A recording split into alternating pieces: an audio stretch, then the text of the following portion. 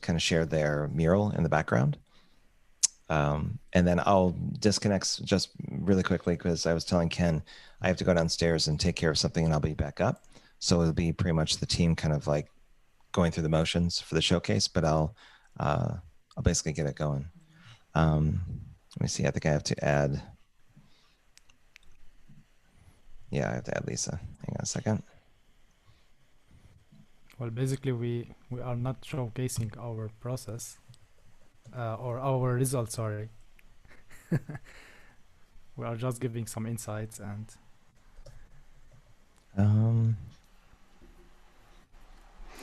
Hello, Lee. How are you, sir? It's going good. It's going good. I have to send Lisa her invite again. Let's see. Oh. Oh.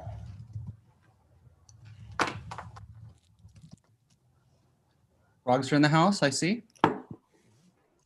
Frogging it up. Got the images. All right, she's got the. I think there is something deleted in the mural in Ken part. Yes. I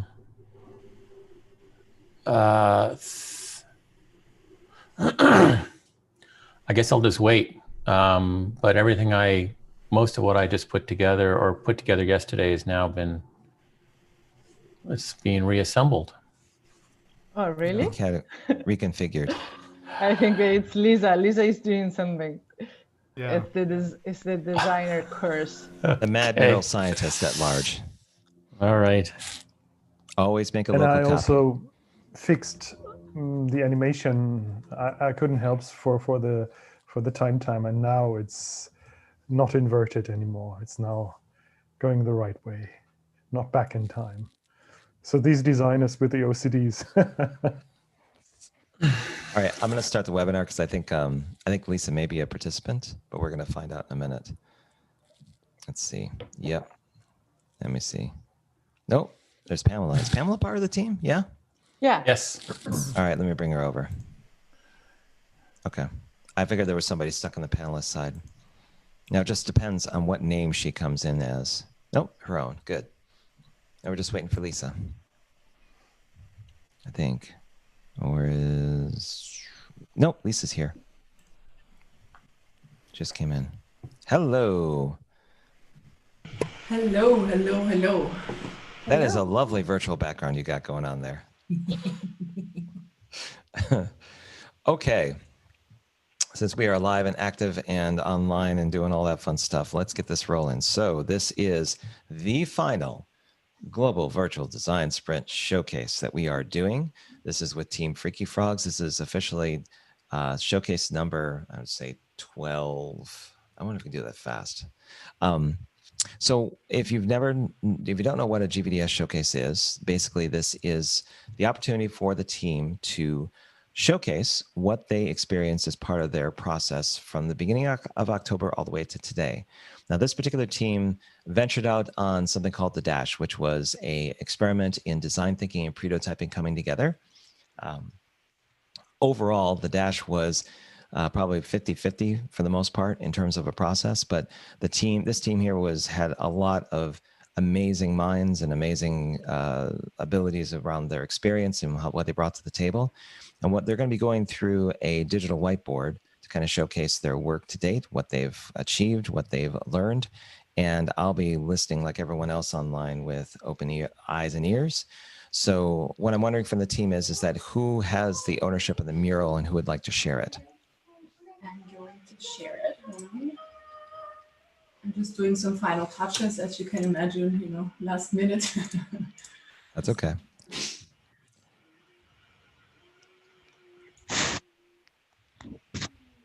So whenever you're ready, Lisa, you go ahead and share your screen and I think we'll be off. Can you share your screen, Robert, for now? Otherwise, I can, but I won't be able to drive. So somebody else will have to take over for me. Okay. How about Elisa? Since you came up with the whole agenda for the team, I think it's best if you do that. Okay. Okay, I can do that if you want. Coming. Thank you.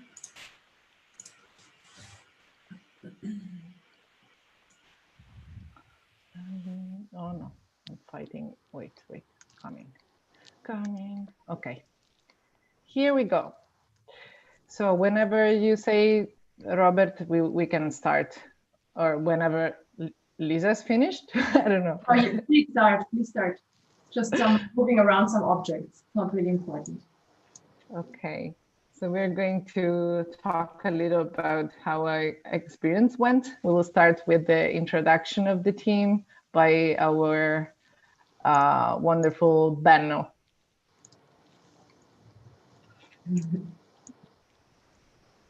Which is mute right now, but it's coming very quickly. And just make for reference, just make sure you zoomed in pretty tight so that you have the whatever section that you're going to be concentrating on in focus.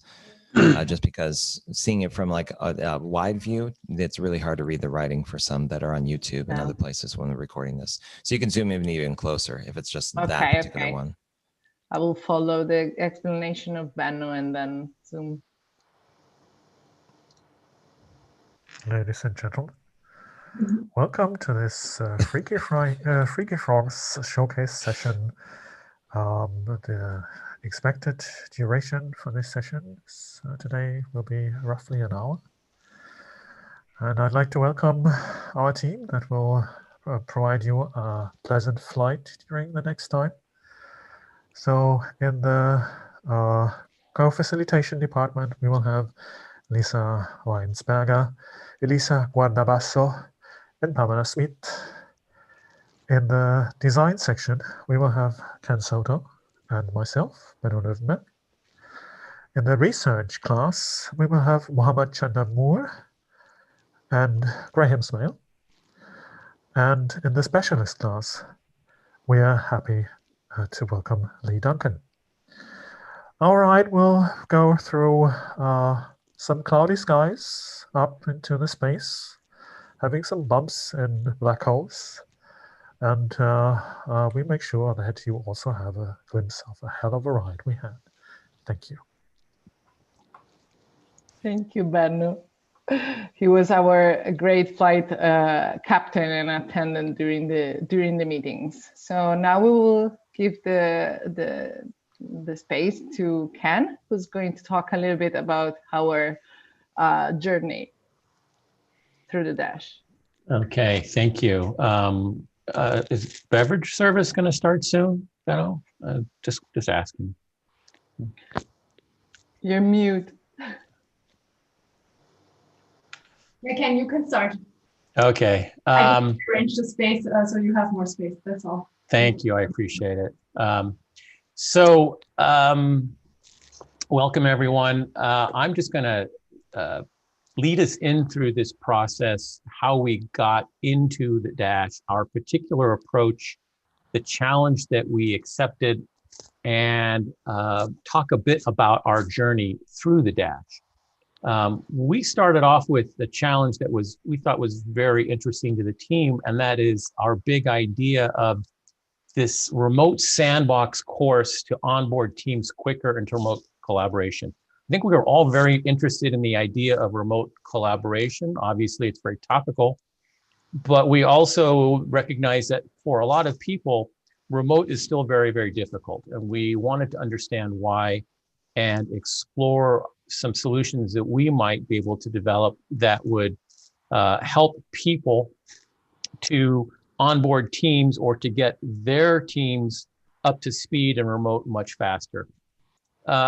So that led us to think about who we were going to try to serve. Was it HR people? Was it managers, freelancers, digital nomads, what have you? Where we ended up actually is at least finding the most compelling use case was this idea of teachers and their transition from being in person to remote and having to try to replicate the same experience in remote settings that they had and in an in-person situation.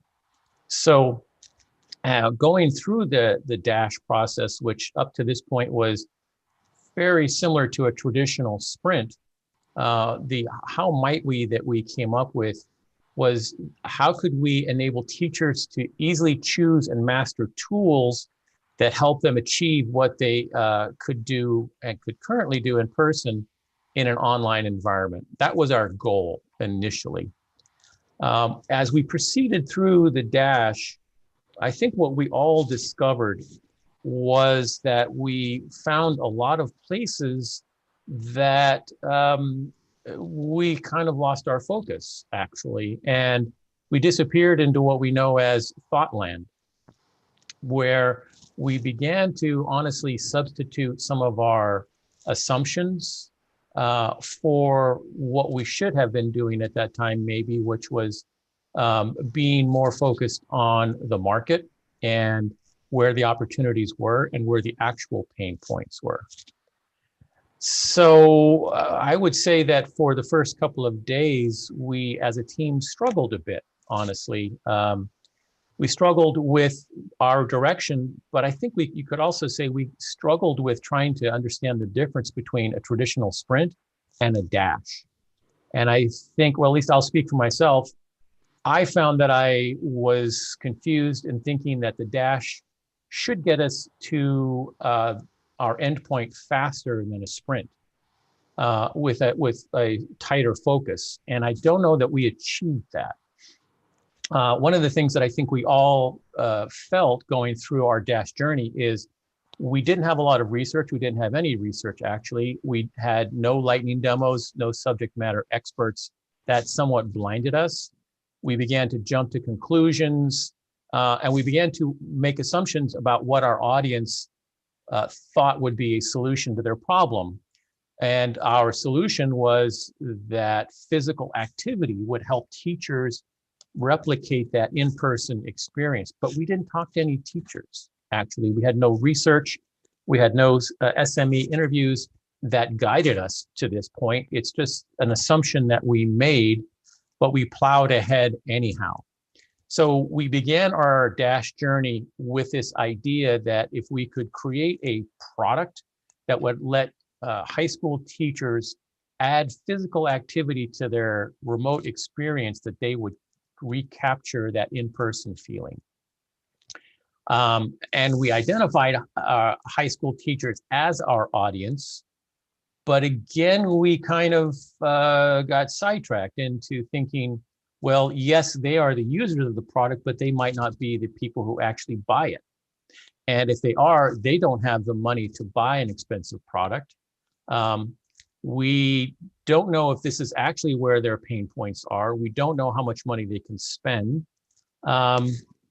So we started to think, well, who does have the money? And that led us to focus then on high school or school administrators, which is great. Those are the people who will sign the checks.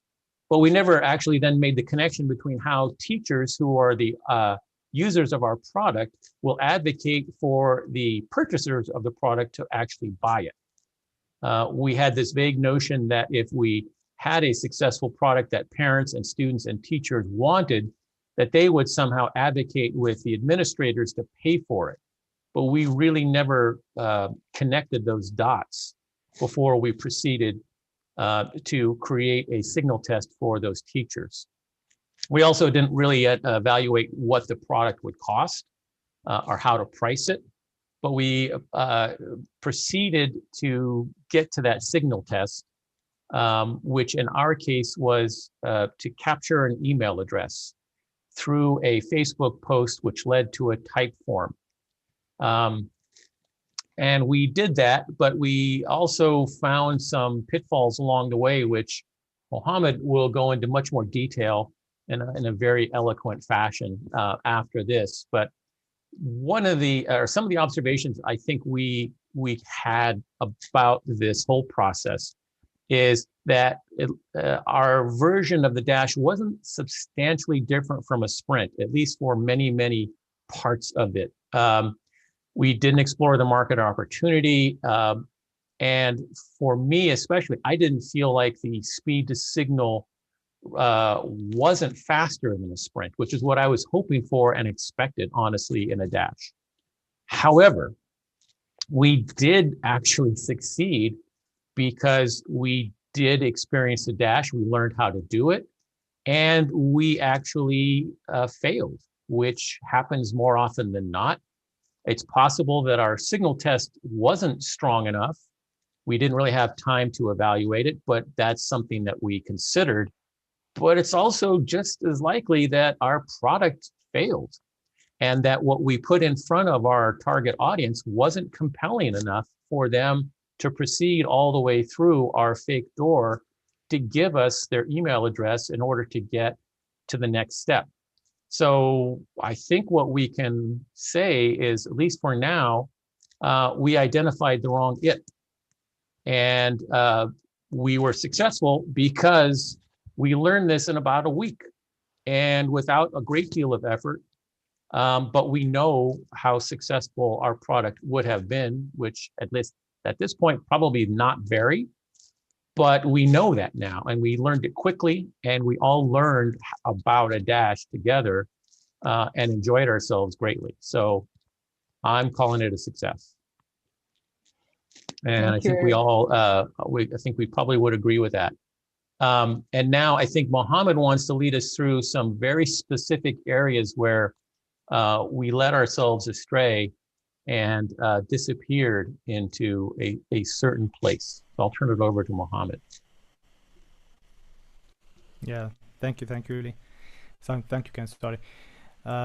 So, can you, Elisa, follow me, please? So I can. You can, if you can click on my avatar and follow me, so I can zoom in. Let me test it. Okay, great. So I'm gonna start by like a macro view a bit. So we use the black hole metaphor because we started with a specific topic or voted topic, and we ended up with a different one and different solution.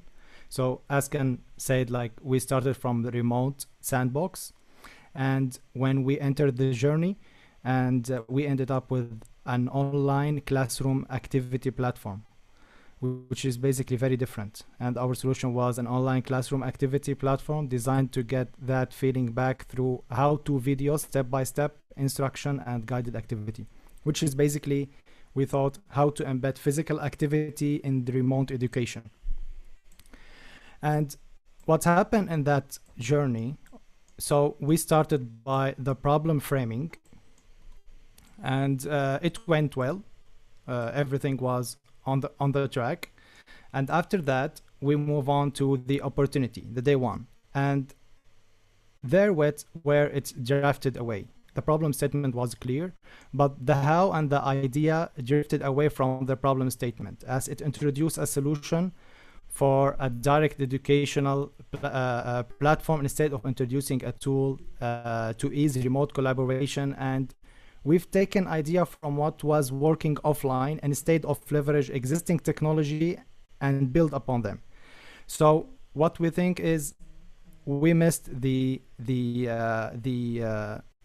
lighting demos, as Ken said, and the research. We didn't do the research. We didn't get inspired by what we got from technology, how to handle this problem with the right technology. So we headed up by thinking what was going so well in the on the on-premises education. Sorry, I gotta mute something because I got a lot of notification. And this is the idea we got from the problem statement, embedding some physical exercises in the problem statement. So I think we drifted away in that area. After that, another note we got while building a core engagement statement. So basically we are building the our experiment, and we voted for this experimentation in the yellow. So we voted that we're gonna use the Instagram platform and targeted high school teachers by creating Instagram stories for students with physical challenges.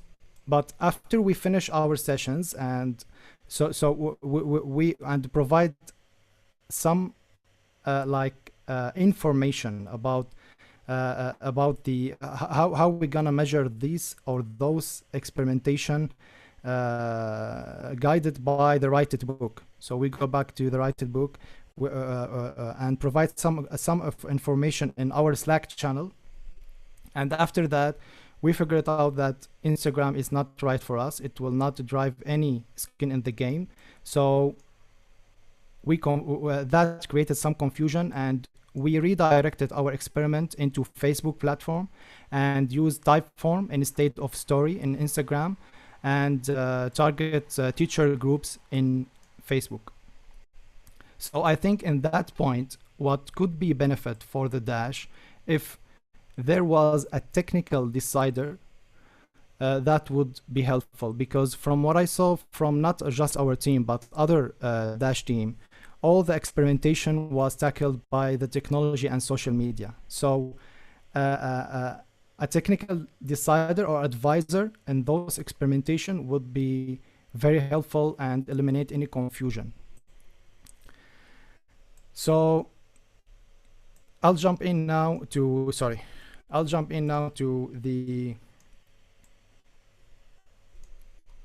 our prototype and what the result we got. So we started by creating a Facebook page, and we name it Remotya, as it's shown in here. And we provide and we create a post in that page. We provide a caption and CTA, which is the type form we created, and embed some hashtag and create some graphic with it. After that, this is the type form we created, and it have an intro. It says what Remotya it's all about, and the user or the viewer will click on count me in. Then they will see 6 questions on that type form to answer it and submit it. And I think it's a bit long for a form. So, and after that, we posted we shared our post in 6 groups related to teaching and remote teaching. And we chose those groups based on 2 criteria. First, the engagement. We chose groups that have more than 5 posts a day on average, and this information provided by Facebook when you search on the groups. And the secondary criteria was the members, the number of members within those groups. So we posted in 6 groups. And the result we got, our post across all groups reached 3,642 viewers. And it was a good reach actually, and it's all organic, nothing paid. But out of those, only 44 of them converted and click on the type form. So only 44 was interested to see what that type form or form was all about. And from those 44 viewer, 25 of them actually drop off from the intro of the type form, which is they didn't get any value. So they saw the intro, they didn't click on count me in, or they didn't bother even themselves to move on to see what we are offering or what we are asking for. So 25 from the 44 drop at the first step in the intro step in the type form. And then only 6 people from our reach continue reading our type form, but actually none of them registered. So the provided context of the post and form didn't bring any value to the remaining viewers, and the solutions was so vague and unclear. Viewers just saw the problem we framed, but no clear attached solution. And a little insights also from our page, because we created a page for this experiment. Only 10 viewers converted from 3,642 and click on Remotya page to see what this page is all about. As we said, the post reach was good, quite good. It's based on organic.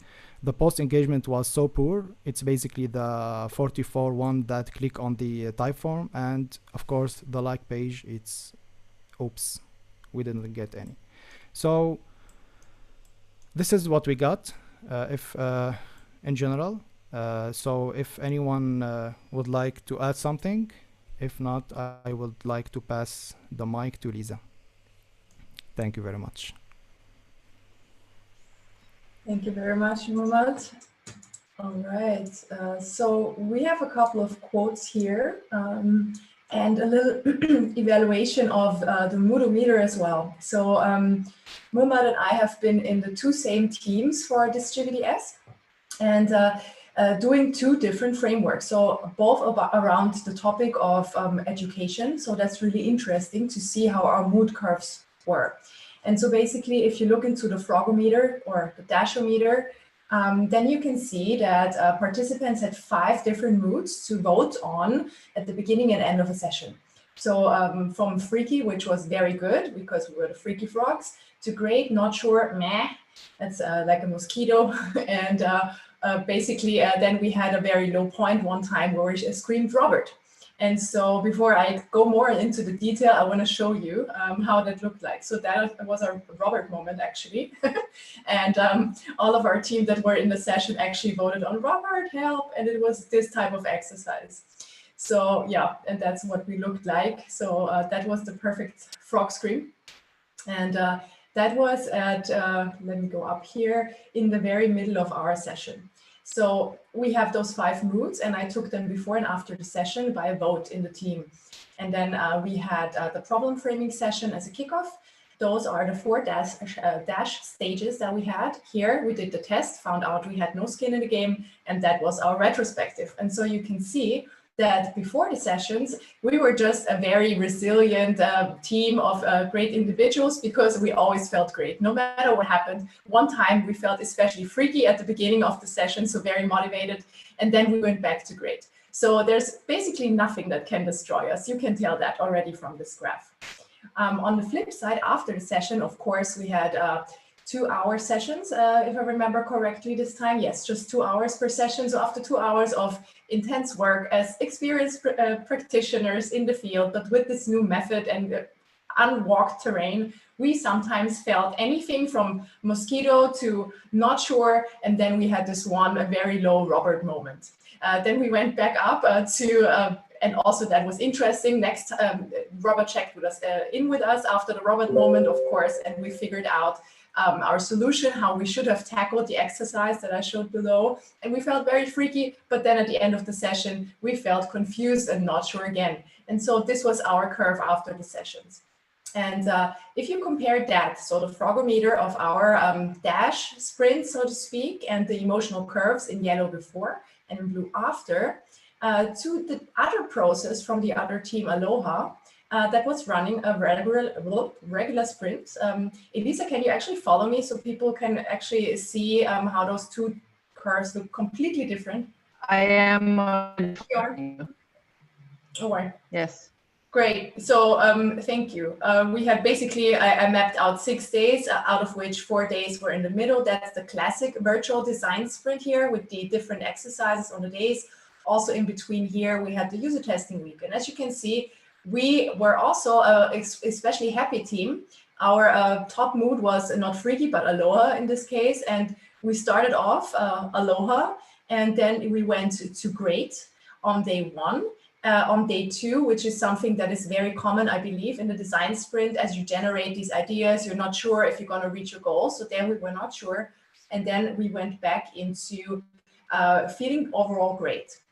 The interesting part is that after the sessions, because we're experienced with the design sprint process, we felt always aloha, basically, from the first sprint day on. We had a very strong team. It was also education, and the process was clear. So you can see what can happen with the same time frame.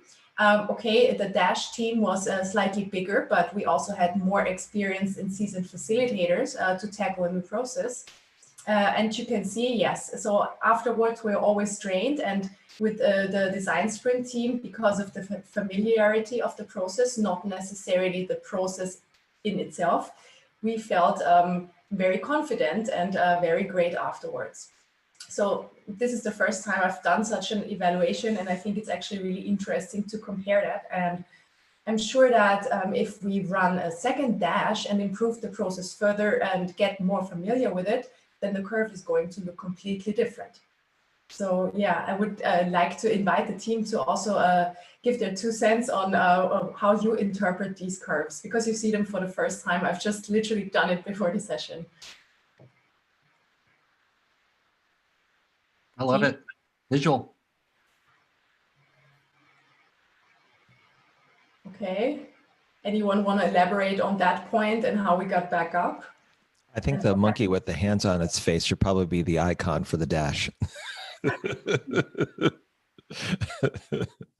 Given the averages that came out of everything on the Moodometer, that's probably where the icon should be, is like the dash. Oh, yeah, look out. Maybe what we can say to that is that was actually what Lisa also showed as screenshot, where we really were venturing out because we didn't really know how to proceed, because it was somehow described, which was good in itself, but too many of the thoughts that were not expressed, that Robert had in his head, and we simply tried. And that was one of the impressive parts of working with this team in particular, because we didn't stop. We simply tried to figure out how could this work in order to receive a meaningful result. So actually, we went for what I call method improv, and afterwards, and then this Robert meant help us. We are lost. We're just trying things, but somehow it seems not to be the thing or working the way it should work, or it is intended. And then we simply reached out to Robert, and he got us literally back on track by telling how it was intended to be. I mean, there was a delta, but somehow partly we succeeded in guessing what it meant to be. So that raised our mood then. And I also think that it was a very important moment for the team, because we had to find a solution without guidance. And when I think about that moment, it's very clear in my mind. It's like we were laughing a lot, we were cooperating together, and it's not the despair that I'm remembering. So I think that was an important moment for our team to build some kind of, it was a team building moment, I think.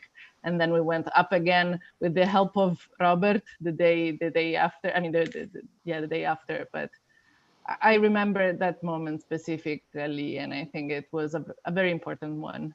Yeah, and I think without that moment, if we hadn't done that, the method improv the first time, if you look at the last mural that we worked on, that was method improv all over the place. So I think that was maybe the kickstart of that. It would allow our team to use that and to be okay with improvising on the mural afterwards, on the day after. You can see that I zoomed in the screen right now. So that is the area of our original mural, and that's how we went freaky.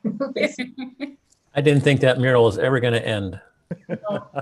Yeah, only if we break the tool. So yeah, we threw in all our experience and all our ideas and all our enthusiasm, and that was a special, very special combination, which I think everybody of us draw a lot out of it. Mm-hmm. And I do have to say that I feel incredibly guilty about this leading people astray. Just because when it was first designed, I had the best of intentions based on the previous experiences we've had through all the testing we did in the spring, that this was getting pretty close. So beyond me kind of diving in and helping out where it was needed, obviously, I'm glad that everything kind of worked out for the team, but it's still one of those personal accountability things that sticks with me. So I'm not here to favor like any kind of feeling. It's just that that's to communicate that I spent last night working on a new version. So it kind of motivated me to go, this didn't quite work in these certain areas. And I do have a couple of follow-up questions for everybody, but I want to communicate that I wasn't just kind of going, well, they don't get it. It's more like, it didn't quite work out. So I'm glad you were able to kind of work through it, but I think my intention was the intent was to make it easy to get through it. Just it didn't work out like that. Yeah, and one thing I would add is I felt the team really worked well from forming to performing. So there wasn't a lot of the storming component. That was amazing to see as an observer. And just to add some superlatives to everything that's been said, the team obviously is highly skilled, adaptable, kind to each other, hardworking, productive risk-taking. They knew when to take risks and when to not, mutually accountable, emotionally transparent. You're seeing right here how they're being emotionally transparent at the beginning, at the end. You know where everyone is sitting as far as how they're feeling about the project and the progress. So great support for each other and extremely deep bench. We have redundancy of skills, redundancy of leadership. And I would say the most important thing I took away from observing, as I said, was of course the teaming.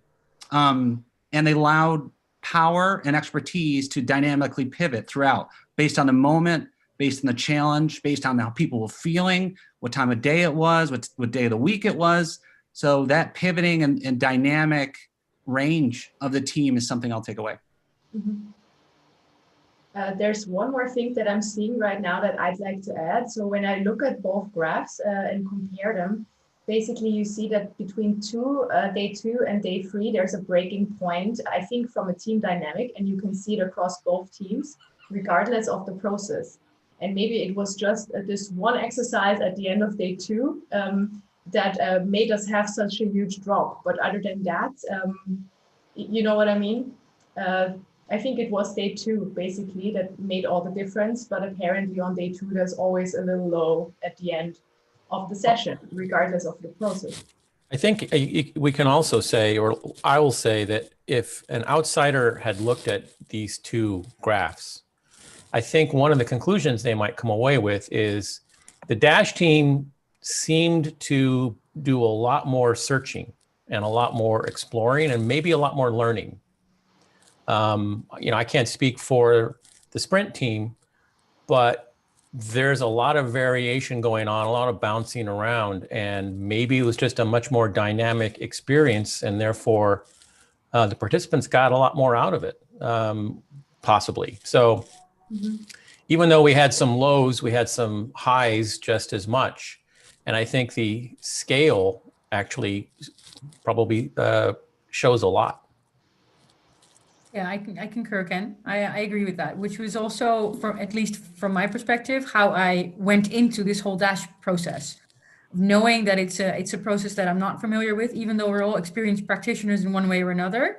It's a process that neither of us was familiar with, not in facilitating it, not in walking through it. I mean, Elisa did a wonderful job of reading the book and creating a slideshow for it, like a summary.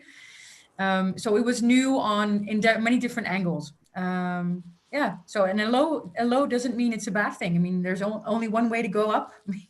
After that. Completely agreed. Talking about lows and highs, we also decided to bring some of our reflections about the retrospective that we did on our last appointment. Pam, do you want to talk about it a little bit? Yeah, sure. Well, I think that a lot of has already kind of been discussed. So it's really nice to hear that our retrospective now in our showcase is actually a summary of what's already been said. So the whole retrospective, we went through what went well. I wish what could have been different. I wonder, and then ultimately what I learned. So I will go through the first two and I'll leave the last two for you, Elisa.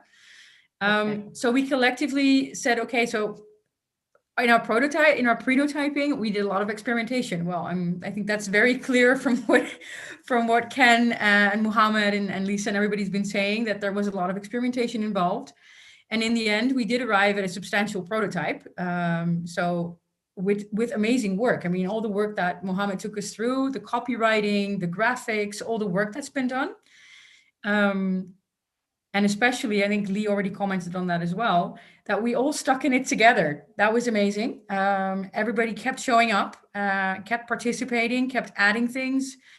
And yeah, so it was amazing to be, I think that's what we kind of all agreed on, amazing to be a group of experienced facilitators, practitioners coming together and being open and willing to try this out and go through this experience together. and learning a lot.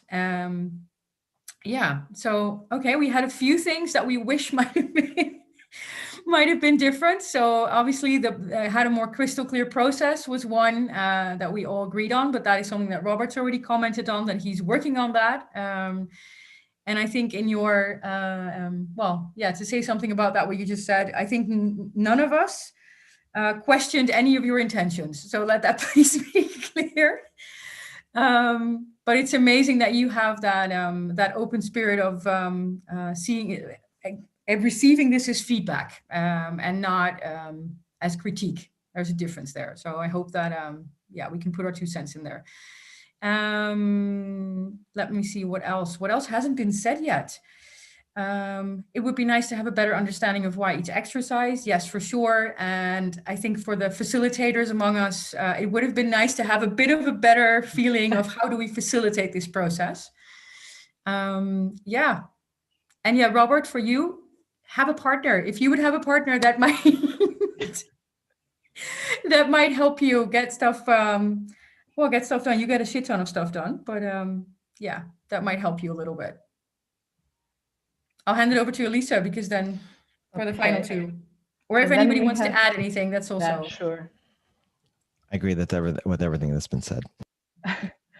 So we definitely learned a lot. That was, I mean, here we took some of the cards that we wrote, but the learning part was like the most filled one. We were wondering about some aspects of our prototype. As Mohammed explained before, we kind of put a lot of effort in building it, and then we didn't receive a good participation from the targeted audience, and so we were wondering what happened. And so we were also curious about how can you determine which variable was causing actually this low interest in our target. We were also wondering about the function of the dash when it's the most which is the most suitable situation in which using one. If all the effort that we put was too much, if it was too much compared to our signal experiment or to the dash in general. Also, sometimes we were confused on how to proceed, and so we didn't have an exactly idea. We were talking about it yesterday. Some of us read the book, but then there was some differences, and some of others had other ideas, and so it was very interesting to mix all that together. And then there was some wondering about how we could apply the dash to other situations. There was this suggestion from Pam about using it in hackathons or startup weekends. And also, yes, the improvement of the dash that we talked about it. As I said before, the learning part was the most crowded. And so there was a lot of positive learnings especially related to the team and how we work together, but also our prototype was interesting because we learned how to fail, and that failing is okay and can be considered a success. There was also some learnings about the fact that maybe there should be other kinds of specialists in the team when you're dealing with social media. And also, yes, there were a lot of positive learnings related to the team. And also, even if it was difficult for the facilitator to facilitate, we were 3 of us and we still had a lot of difficulties. We went out of our comfort zone and we survived greatly. So I think what I would like to do is like thank all the team for the effort, for the sharings and all the things that we learned one from the other. It was a great experience and I'm gonna miss the team. We've been on this project for such a long time and it was very, very interesting and great experience. So that's what I will say. And if our captain wants to conclude with some, I don't know, Benno, do you have something to add in our flight attendant mode? And yeah, I'm pretty speechless how would you right conclude? now. When the whole crew already said so much, I think we would overwhelm the audience or the guests of our show. No, I hope we will venture out other stuff together. So we'll have another opportunity to serve you in the very near future. Thank you. How do you And actually thank you, replicate? Robert. Thanks for You're flying. welcome. Yeah, thank you. How do you actually replicate that? Are you holding your nose, or you're just putting your mouth over the microphone and be like, hello? Or how are you doing that? Oh, it's a very complicated. You have to exercise it. Yes, it's took Well, some I'm here to learn. Yeah, no. The secret is actually you have these pro microphone. It's actually just a good lavalier stick-on microphone. Got it. With you see, it also can be regarded as kind of a living being, a furry thing, and that does the job. All right, fair enough. Okay, so thank you very much for all of that. I've got the mural saved up because I'm going to go through it and kind of get the first part that I missed earlier, but the retrospective stuff is amazing. I did have a few questions. One was the jumping off point after the problem framing. There was a black hole that basically went into it because the process on the dash wasn't clear. And do any members of the team feel like there could have been a more logical next step after the problem framing was done? I honestly don't think, and I could be the only one who feels this way. I don't think the problem was so much about the dash. I think, as Mohammed pointed out, I think it wasn't that the dash led us astray, it's that we led ourselves astray. And we went from this idea of remote tools and onboarding to teachers to our solution without any real understanding of the need of the market. So I don't know that the dash constructed differently would have fixed that, and except if we would have allowed for more research or SMEs or something. But I don't know that that was the dash's problem. We may have fallen into a trap we also always preach not to fall in. Yeah. I think from what I've experienced from Team Aloha again, we tackled a very a new subject, which is augmented reality.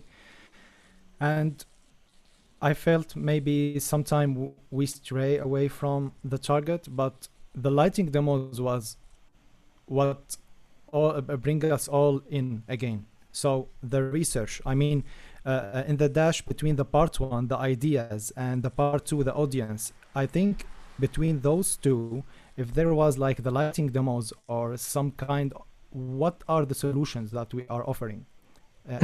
Like the sketch, it helped a lot in design sprint. I don't mean to bring those exercises to the dash, but I mean something similar to put us right back on the track, on the opportunity.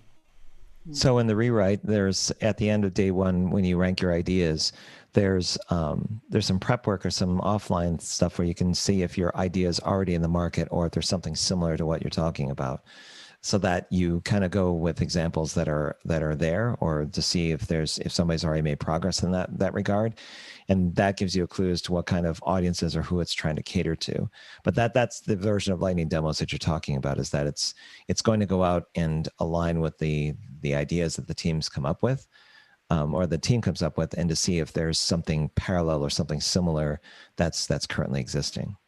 Would that be something that would align with your thinking, Mohammed?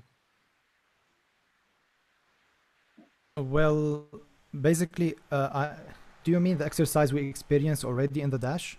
You're referring to? No, this is something new. So this is this would be build 12. The idea is that after you got done with your ideas and you had them kind of worked out, maybe you've done some problem framing, then you would go into the market and see what's currently there that kind of corresponds to your idea or is parallel to it. Exactly.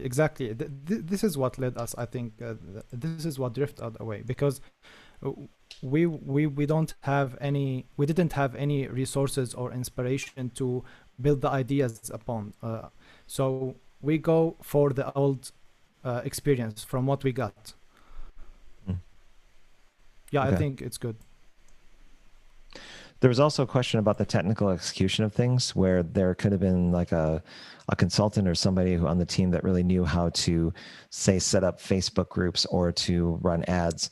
Do you think that's something that should be sought after on every Dash team? Somebody who knows the technical side of executing a prototype and putting it into the market? Yes, actually, because if you go through Muhammad's storyline, basically, then you see that at some point there was a core engagement statement selected for teachers on Instagram, and then we upvoted that without knowing before that teachers are not that much on Instagram, but rather on Facebook. And then we basically could more or less trash this whole exercise because we didn't know enough about our target. Then the next thing we found out is that not every team member is on Facebook. Not every team member knows what the requirements are for Facebook when it comes to graphic design and other marketing settings. So as it is really important and designers carry a heavy load in design sprints, I believe that the heaviest load in a Dash is carried by marketing professionals and people who know how to work social media, especially. And the problem I have with that, though, is that at the outset, you don't know what kind of technical support you might need because you don't have an idea, you don't have a solution in mind yet. So if there could be a core of experts or specialists that you could draw on at some point after you've gotten into the Dash, then yes, I see how that can make sense. But why have a social media expert at the outset if you don't know if your solution is going to involve social media? So I'm not sure. Yep, it might. I was going to say it might make sense to. It might make sense to recruit for that or identify that in the beginning. So we have a panel of subject matter experts that are identified, and we try our best to identify kind of the diverse skills that are required for the Dash ahead of time. I got some feedback earlier that growth designers may be someone that could be aligned with what the Dash does, simply because they have a dimension of their work that involves optimization and tool sets and kind of looking at the metrics of things along with the execution. Another idea and suggestion was to create a recipe of how a prototype is developed and executed so that you're actually following a different document, but a stepped instruction on how to post to a Facebook group and how to monitor the progress or how to set up a basic type form and the kind of skills and time that you would need to kind of get that done. So that it isn't just, okay, build a form or look for your audience, because the common theme around all the Dash teams was there was this gulf after like day 1 or day 2 or day 3, where you were kind of in no man's land trying to figure out a whole new set of dependencies and skills and activities you needed to do in order to be able to create a prototype. It is as easy as just saying make a fake door. There's a whole bunch of different dynamics that go into it. Yeah, I think there are minimum, from what I'm hearing and what I've observed, it seems like there's a minimum effective requirement to even be able to test these things. If you don't have that basic level of competency, it's difficult to be effective because you're allocating the time just to learn the skills to even test it. Yep. Here's one last question for y'all. Currently, right now in prototyping, the notion is that you basically get a prototype together and you test it in the market. I had the idea of kind of combining what we know in the design sprint process and prototyping and combining them into something that's a kind of a combo. I'll explain. Let's say you've created a prototype or something that you're going to test in the market. You first show it to a target user, someone in your user audience, someone you can do a user interview with. You get that first impression of what it's about if they understand the language. You make some modifications based on the results of that, and then that prototype goes out in the wild. So what you do is you get some opinion about how someone perceives and understands the language and the images and everything else. Make your changes based on that feedback, and then put it out in the market. The idea being that direct impression from your audience will save you the pain of guessing whether or not something is actually going to perform in the market. Are there any thoughts on this team about that idea? So you are saying you start with the prototype, right? You build your initial prototype, then you go to a user interview where you talk to somebody in your target audience that this is intended for, and to make sure they understand the language, the purpose, what it's asking you for. Not necessarily, you could discount whether or not they would pay or put an email in, but really getting to whether or not you're hitting your messaging correctly, if you're on the right platform, and kind of verifying those things. And doing one of those before you do a prototype, and then you could repeat the cycle and do another user interview and another prototype. It would take longer. Or you could go the route of doing 1 to 2 to 3 interviews on the same prototype, seeing some similarities there, and then putting it out in the wild for consideration. Because if someone really likes the prototype that you interview, you may be able to leverage their professional network and say, do you have anybody else that would like to see this when we launch it? And say, sure, then put this in this particular group that I'm a member of, and I can basically put in there and say, what do you think? That's interesting. I think it depends on the tackled problem or opportunity. So I'm gonna back as an example to Aloha, because if we were experimenting the AR prototype and we started with the prototype, I think no one will understand what AR and education and how you're gonna approach those two with the same. I mean, it depends. So what I think what we had. Sorry, go back. Sorry, babe. I think we had a few. It's a bit of a knife that cuts on both sides. Like one thing you try to figure out with the prototype is a problem and a market validation. And so in our discussions in our retrospective, Mohammed, I remember that we said we can't really know whether and even Ken said it earlier, we can't really know if it's our prototype or our product that they don't like, or if they just don't like our messaging, or if our type form is too long.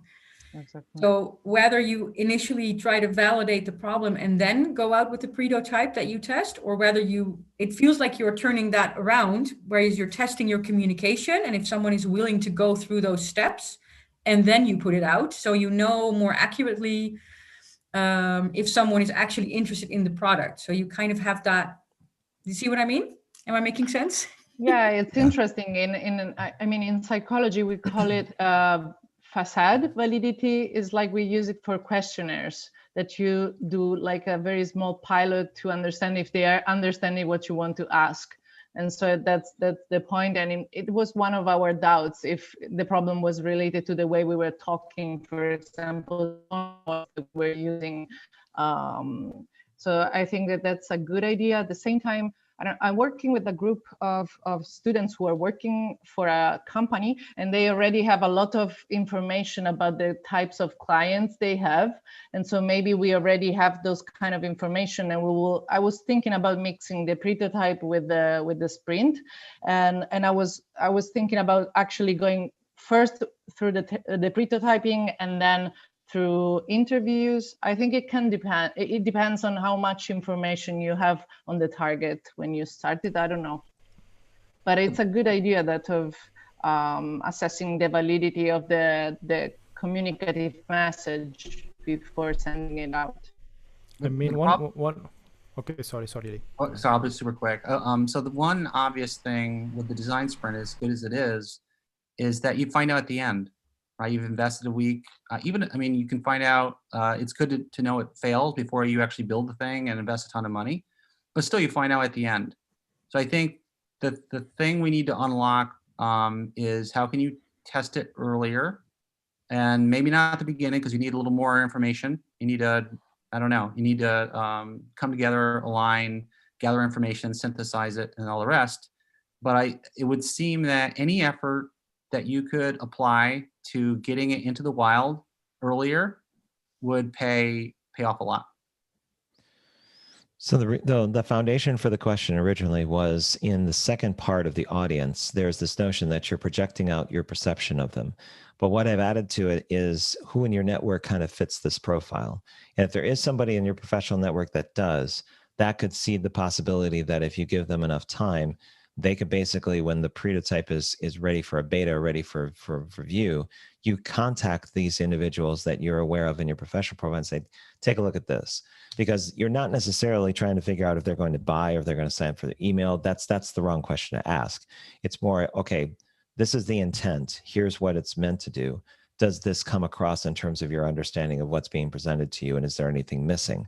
Because then what you're really getting is not only the profile of the person that you know, but they can tell you on a certain level what they think about what they're seeing and ask open-ended questions around what they're talking about, so that you can figure out if what you originally intended to do with the prototype is actually mapping to the cognitive understanding of your target audience through this person that's in your professional network. Then once you have that and you skip all the questions of whether or not they're going to actually engage, put skin in the game and everything else, you get that impression on the actual prototype, and then the skin in the game is validated in the market, not necessarily with the interview. It's interesting. I think it might be a good idea. And also about for example, I don't remember who said it, but we had this problem that we were thinking about Instagram and it was not the right tool for teachers. And if we have somebody like that, they would tell us immediately and we would not go through an entire exercise considering that maybe social media. Yeah, because your engagement models could hinge on what this person says or what they do. So at least if they say that they're in Facebook groups, then you go, okay, well, could you give some examples of which ones? That could save the team a ton of time in terms of figuring out a direction of where to touch first, or where to put the prototype, or where to target it, and whether or not the person would you be willing to kind of put this in the group and say, take a look at this, see what you think, because then you have your backdoor pass, so to speak, or your fast pass if you're familiar with Disney. It's a way of basically getting in front of the right people without seeming like you're a third party coming in to sell something.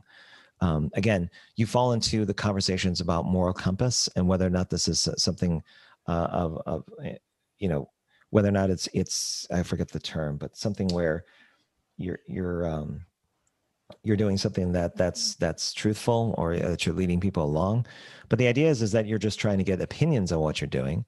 And then the actual buying and selling can come from people that are outside of the conversation that you're having. So at least it's a thought. Is anyone else have any other commentary about what they experienced with the Dash? And before we shut down, because we're getting we're over about 3 minutes, but I want to make sure that everyone's said their point of view, their 2 cents about this. For me, I'm waiting till the next event to experience the Dash again and see what. Yeah, me too. I was thinking the same. Yeah. I would like to highlight something that occurred to me before. So if you look at the 2 days, day 2 and day 3 in the classic sprint, you have the ideas and the sketching and storyboarding part done as well before this prototyping. And so that's actually a visual way that builds up into a prototype, idea by idea, and it's very clear to all of us, I guess. And if there was something similar in the growth design aspect that could be done, starting very simply with brainstorming, and then, well, not everybody likes crazy eights, but maybe something similar like that, and then going into different storyboards. Maybe there is a way to mesh up the core of these 2 systems in a way that's not just design related, but growth related, but still visual, if that makes sense. Yeah, it does. Yeah. I would like to try that. Okay. The only thing I would add, Robert, and it's just a feeling I had during that week and then right after. And I don't know if this is just because my expectations were incorrectly set, but I just felt like I wanted the Dash to be a faster process. And I think I alluded to this earlier, but the speed to signal thing, I think, is what I was hoping for. And what I felt like going through the week is we weren't actually moving faster. We were just going about it in a different way. And so as I was thinking about it a few days ago, I thought, well, to go faster, like if you were to do this with a car, you would just either put a bigger engine in it or you'd take weight out. And I feel like one thing I'd like to see is for the Dash, could we take weight out? Could we start to remove things to see how much we could keep the dash, but move faster and move lighter in order to get to that place quicker. So, but I don't know what that is. I don't have an idea what that is. I have an answer for you. So the build for V12 is 4 parts. So not 5, it's 4. It's ideas, audience, pretotype, and results.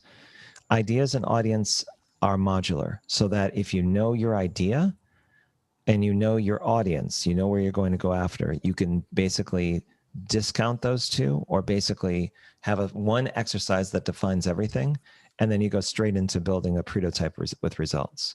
So that's probably the quicker signal to, or what do you call it? The quicker signal you can get, rather than kind of going through it. So if for companies that have an idea of their audience but not sure of the idea, then they can do the part 1 and then go straight into kind of building out the pretotype and where it could go. The only thing I would take, there's only one activity out of each that I have defined here that I would take out as like something you should still do. Like, who do you know in your network that aligns with your audience definition, so that you can have that inside track potentially. And I think on the idea side, it was using a variation of the impact effort matrix, but use something from New Haircut that Jason Root had showcased, where everyone puts their ideas in terms of where they think it could go, and they basically do it right then and there without kind of doing all the nuances of it, and then doing an overlay a couple overlays in terms of things that hit the sweet spot versus things that are dead in the water. And then that is a launching pad for just going straight into how you think the market can engage that idea. So I listened to the folks from the spring about the modularity of the process, and I'm finally putting that into V12. And to answer the question, to address the statements that were made earlier about doing the dash, depending on my schedule and whether or not a client is actually going to if I'm going to get a contract, which is up in the air until the end of the day today, I may do a beta where half of the proceeds go to charity, so that it's going to be a small group. You just donate what you think you can afford. I'll put half of that towards a charity that's like hunger related or something. And then the rest of it just goes towards a pizza fund that I can use to eat. But essentially it's going through a very lightweight version of the dash, but again, going through the motions when people have time and seeing what people can do with it. I'll bring it up at the COP, but that's part of the plan.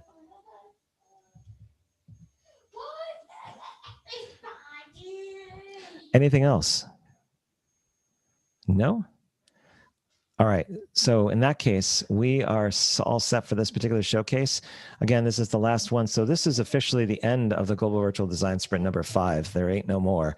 There's going to be a summary like post or email or something I'm going to put out there. But I'd like to do one last group shot for everyone that's here. We have Freaky Frogs in the background. I don't have mine, but I could probably find one. But anything that you'd like to have as a theme would be perfectly fine with me. The one group we did before is we grabbed one of our favorite masks, since masks seem to be all the rage these days, that everyone basically wears like something that's of their favorite mask. There you go. Actually, I got one right here. Oh, I got one downstairs. That's better. All right, give me 60 seconds. I'm going to go grab mine. Okay.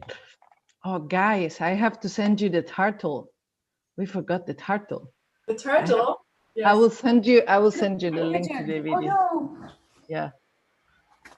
I'll send it to you through Slack.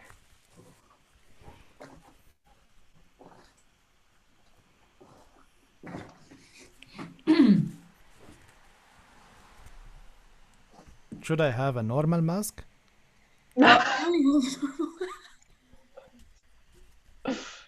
Horrible. I don't have a mask. A luxury Whoa. mask. What? Do you have to wear masks where you are on the street? Yeah, sure. No, okay. Mandatory. Yeah, But for on the street? I have to. Yes. Oh, Yes. well, maybe that's why Austria is the top country for COVID, because we don't get them out on the streets. It looks a bit scary though. You all have such cool masks. I have the stupid ones, like from. Okay. This one will I do. don't have my favorite one. We're missing. We got Benno's looking for I one. know, I'm it scared. disappeared. What's going on? Scissor hands. Okay, y'all ready? Ready. All right. And peace, anything like that? Or just, all right, pose 1, 2, and 3. All right. Thank you very much, everyone. I'll post up in the channel. Thank you so much for Thank being you, part of the Robert. GVDS. I'm glad it was a good time, and have yourself a good weekend. And Benno, don't break your glasses on that mask. That would be a tragedy in and of itself, please. Okay. Bye, Bye, everybody. frogs. Bye. It's great. Everyone. Bye. Thank you. Bye-bye. Thank Bye. you. Bye, everyone. Bye.